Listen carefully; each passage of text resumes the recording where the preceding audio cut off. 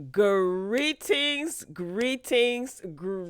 Royal Family. Welcome back to season 2 of the great value version of Girlfriends. Thanks for clicking on the video. So, Sistas season 2 is back. Are you guys excited? Are you ready? Hopefully, you watched the episode. So, there was 2 episodes that premiered. So, I'm doing episode 1. I'll do episode 2 in a separate video. Nothing has changed. Nothing has changed except for that intro. That intro looks like it's probably like in HD. But other than that, nothing has changed. So the episode opens up with Danny and Rodeo. Yes, I still got my little nicknames for everybody. If you're new, welcome.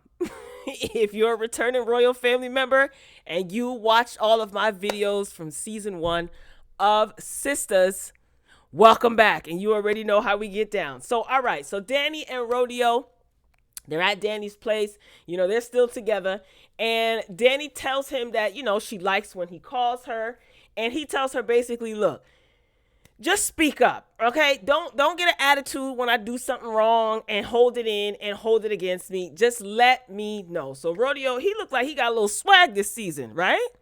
I said, okay, a little spray tan. You know what I mean? He looks a little different this season. All right, then we shift gears to Maurice and Sabrina. Girl, Maurice still ain't get out that hospital yet. I was cracking up. I said, Maurice still in the people them hospital? And I said, what kind of insurance he got?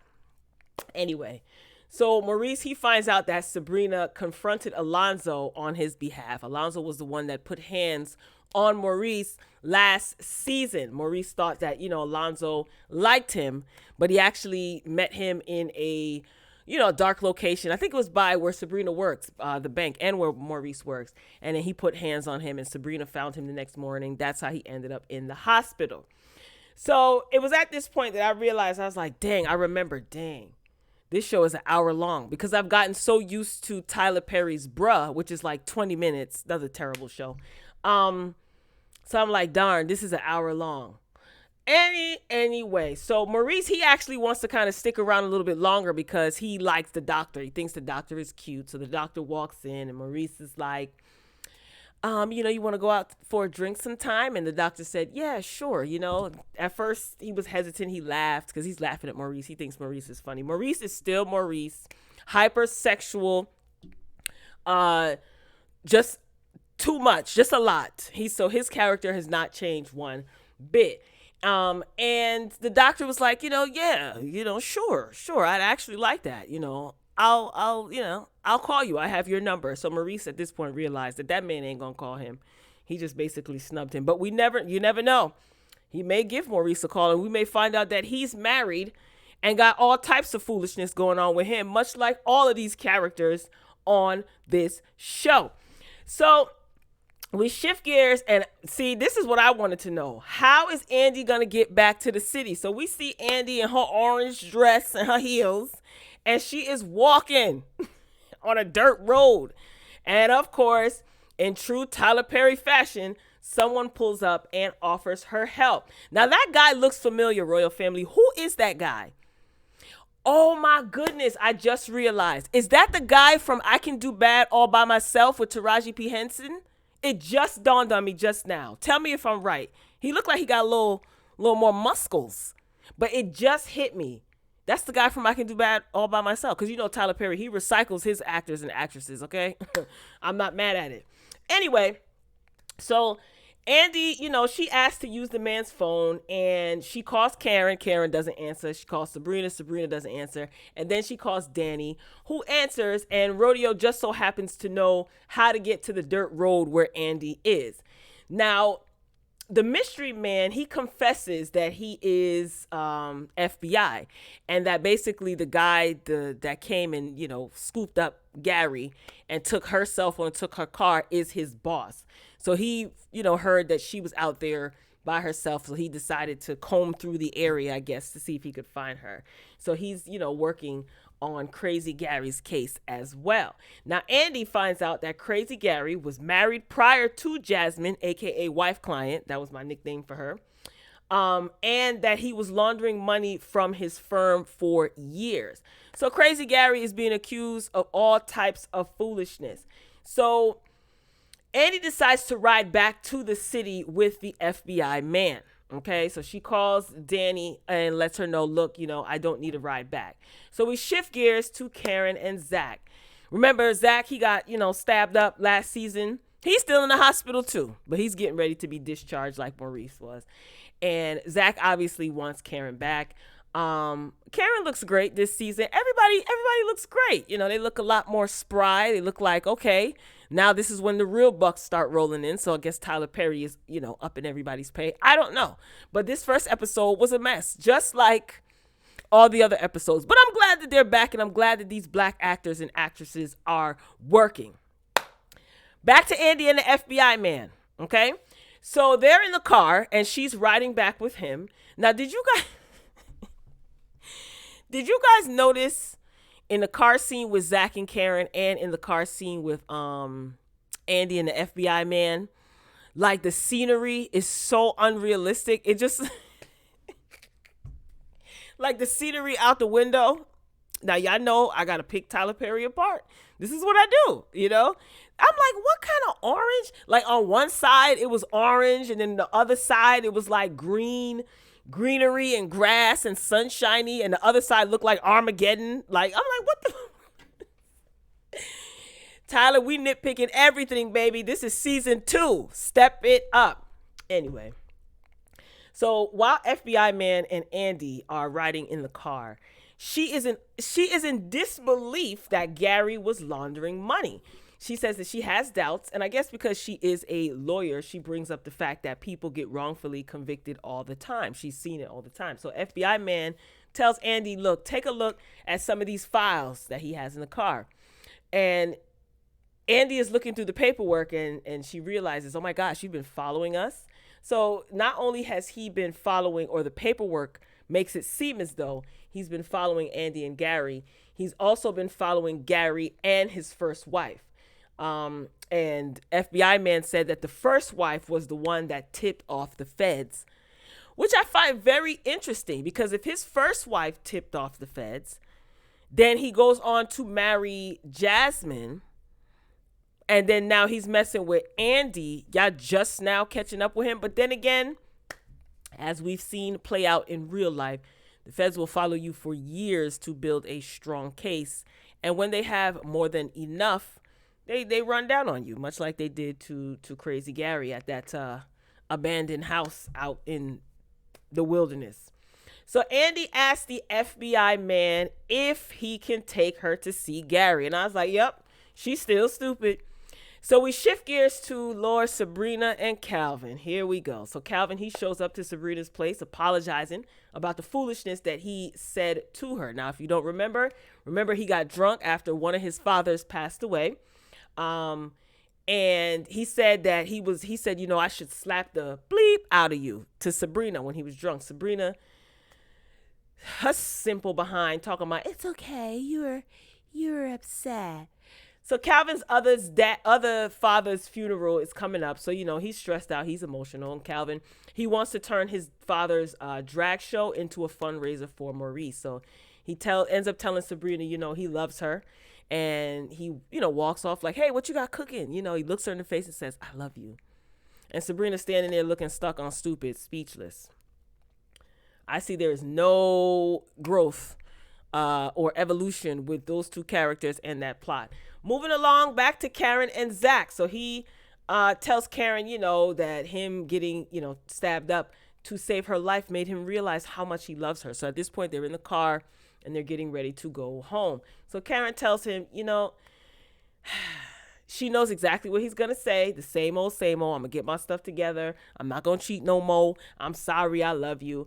And it was like, at this point, this is so painful to watch. So painful to watch. I'm like, are we in season 1 or season 2? There should be some sort of growth there. But I'm going to be honest with you. The scenes weren't long and drawn out in this episode because his Tyler Perry shows have a tendency to be repetitive. Like the characters will be in the same scene for like 8 minutes and they'll literally be saying the same things back and forth. So this episode moved along a lot quicker than normal. But I'm not going to get my hopes up because I'm pretty sure it's going to go right back to how it was before. Now, he tells Karen, hey, look, just take it slow with buddies, talking about Aaron. And I'm like, what does he mean take it slow with Aaron? And Karen, she pulls up to her house and she sees a cop car outside of her house. So she's like, darn, the cops are here. She asks Zach to go inside and get her phone. And Zach is like, are you serious? Like, where's old boy at? Where's Aaron? He always popping up, at inappropriate times, and now is a good time for him to pop up. So anyway, Zach, he walks into Karen's apartment and he sees the cop lady that he went to high school with. Remember last season when Karen and Andy and Zach were down at the police station? Zach was outside minding his business, smoking a cigarette, and this cop lady came up, started bothering him, and then realized that that's someone that he went to high school with and was messing with before. So she makes a appearance again. So he tells cop lady that, his girlfriend lives in this apartment because she's wondering, what is he doing here? Why is he asking these questions? And she won't let him go inside, basically, to get Karen's phone. Rightfully so. There's yellow tape on the door. She has to take pictures, do forensics and all that good stuff. But where were the other people? I didn't see anybody else there. I just saw her. Interesting. We got to keep our good eye on her, on cop lady, because I have a strong feeling if she's going to be in more episodes, she's going to be a problem. So anyway, Zach, he goes back outside and he tells Karen, look, go to Andy's house and I'm going to stay here and try to clean up. I'm going to get your phone and yada, yada. Of course, he does not tell Karen that he ran into some fling, that he knew since high school. Of course, he's not going to tell her that. So Karen, she tells Zach that she loves him, and then she leaves. So now, he goes on to flirt with cop lady. So here's what I think. I think that cop lady is going to be as crazy as Aaron's wife, Fawn. Remember her? She's the one who offed herself in Karen's salon. So what is this going to be, like a Fatal Attraction type thing? We shall see. Tyler Perry is very predictable, so we shall see. So back to Andy, honey, the genius. The genius of the group, right? So the FBI man actually took her to where Gary was being held. So Gary, they're in this room, and Andy's like, can I talk to your boss, to the FBI man? Because what Andy is trying to do is she is trying to get herself out of this mess, even though they have been watching her and Gary. They froze her assets, froze her bank accounts. She wants to try to see if she could talk to the FBI man's boss, who was the one that took her phone and took her car and came and ran down on her and Gary, to see if, I guess she's going to use her little damsel in distress act to try to get herself out of this mess. Yeah, no bueno. So Gary is actually brought in, handcuffed, and Gary is saying that he is being set up by his wife and Morris. Remember Morris, his fine chocolate self, who turned out to be a snake, but he's still cute though. Anyway, Andy, here's my question. Why are you asking him questions? Leave this man alone, girl. And how do you think it's going to look that something is up with that FBI man, right? Something is up with him, because why would he willingly bring her down? Like, he's acting like he's on her side, but something is definitely up. I think that Jasmine may be behind this, or whoever Gary was dealing with before may be behind this. I don't know. At this point, I'm kind of entertained because I don't know if Gary is telling the truth or if he's lying. I'm not quite sure at this point. That crazy Gary is very convincing. I just feel like, why would you want to go down there and talk to, like, how do you think that's going to make you look? You don't think that the feds are still watching you? Andy then goes on to mention Gary's first wife. She says, I know that you were married before Jasmine. I saw the paperwork. And Gary says that he was never married before Jasmine. He's like, what are you talking about? Like, that's not true. Now, see, I don't know. I think I'm starting to believe crazy Gary. I really like his character. I always have, He's the most entertaining in my opinion. Everybody else is just like snooze fest. So Andy tells crazy Gary that Jasmine was right about him, and Gary's looking there with his handcuffs like, wait a minute, you guys are talking to each other? What? And he's like so pissed off, and I guess now he feels like he can't trust Andy.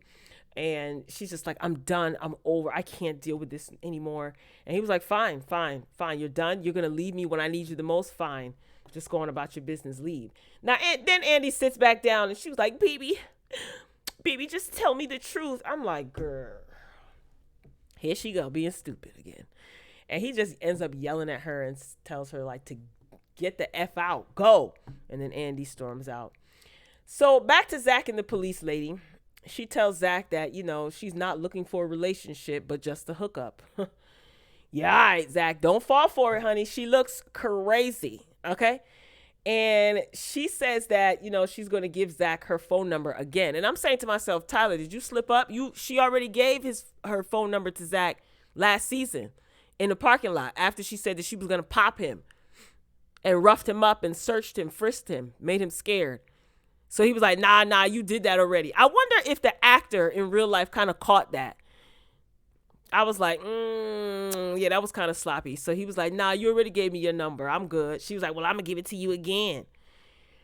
I said, oh my God, this is going to be so bad. So then we see Zach. He calls, I forgot his name. He calls Karen's mother's boyfriend.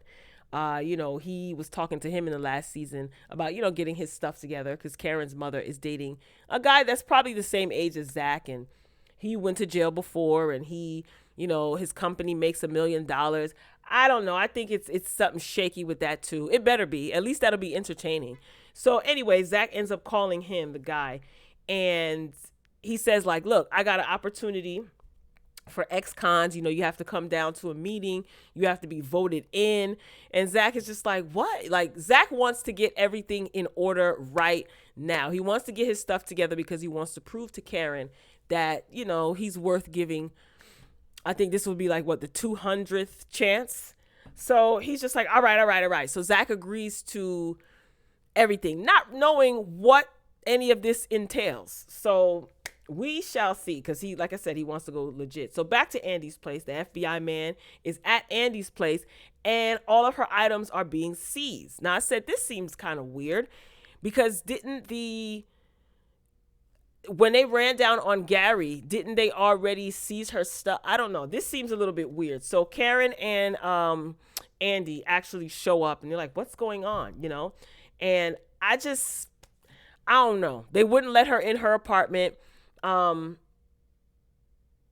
was just weird that he was at her place. He was the one that took her to see Gary. And then she ends up going home and she sees the FBI man there. That same FBI man. I don't know.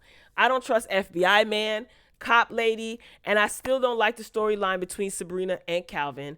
So they got a new intro, you know what I mean? And it looked like they put some sort of effort into the intro, but this concludes my recap and review for the Great Values version of Girlfriends, Season 2.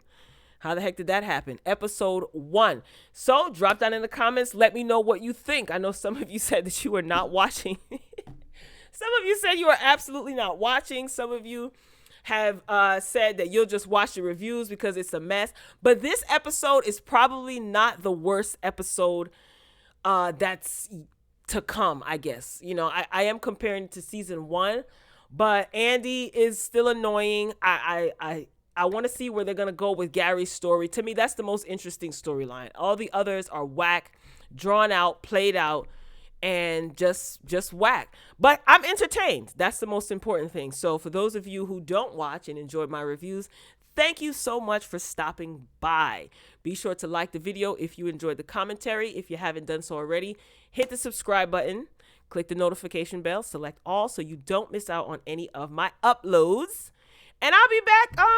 I'll be back real soon because there was 2 episodes and I didn't even watch the second one. So I'll be back soon. Until next time, folks. Peace.